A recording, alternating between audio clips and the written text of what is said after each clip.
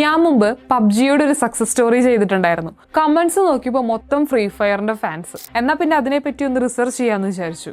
ഈ പബ്ജി തള്ളിക്കളഞ്ഞ ഒരു ചെറിയ പ്രശ്നമാണ് ഇന്ന് ഫ്രീ ഫയറിനെ ഇത്രയ്ക്ക് വലുതാക്കിയത്.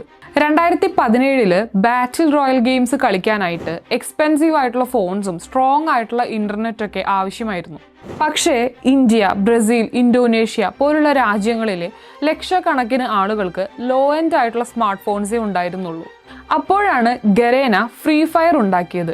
ചീപ്പ് ഫോൺസിലും സ്മൂത്ത് ആയി പ്രവർത്തിക്കുന്ന ലൈറ്റർ ബാറ്റിൽ റോയൽ ഗെയിംസ്. ഗെയിമിംഗ് ഫോൺസ് വാങ്ങാൻ കഴിയാത്ത കുട്ടികൾക്ക് ഫ്രണ്ട്സിന്റെ ഒപ്പമൊക്കെ കളിക്കാൻ കഴിഞ്ഞതോടെ ഗെയിം വമ്പൻ ഹിറ്റായി. പിന്നീട് ഫ്രീ ഫയർ ലോകത്തിലെ ഏറ്റവും ഡൗൺലോഡഡ് മൊബൈൽ ഗെയിംസിൽ ഒന്നായി മാറി. 1 ബില്യണിലധികം ഡൗൺലോഡ്സ് നേടി. ഗരേനയുടെ പാരന്റ് കമ്പനിയായ സി ലിമിറ്റഡ് $multi-billion ജയന്റായി വളർന്നു.